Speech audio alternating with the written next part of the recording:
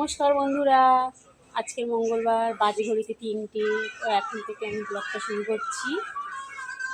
মাসির বাড়িতে এসেছি, তো শুয়েছিলাম, ঘুম আসছিল না। তো বাইরে বেরিয়ে অনেক দিন বাদে আজকে দেখো রোদ বেরিয়েছি, ভালো লাগছে। তো দেখো কি সুন্দর, দেখো আমার মেয়ে গাছ লাগিয়েছি কত রকমের, দেখো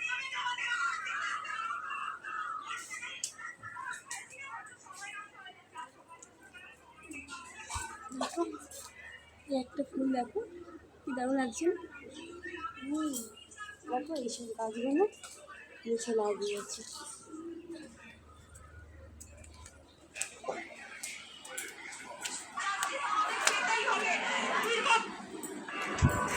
তো দেখো আমার দিদিমা শুয়ে আছে ঘরের মধ্যে, ঘুম আসছে না।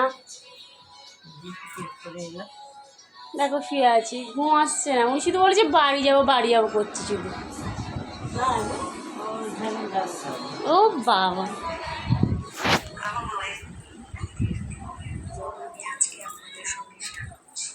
তো দেখো আমি মাসি ঠাকুর ঘরেতে এসেছি। এটা মাসির পুজোর ঘর, দেখতে পাচ্ছ তোমরা, দেখা পাচ্ছ, দেখছো?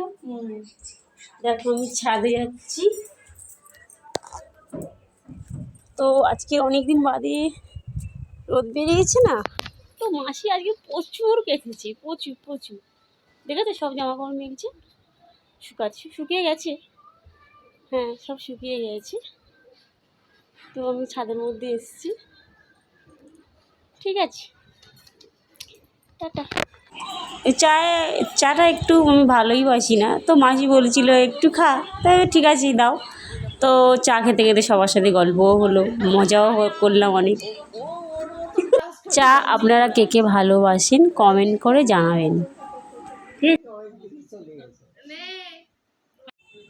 মাসি বলছিল চল একটু কোথাও মধ্যে ঘুরে আসি, আমি চলো যাই।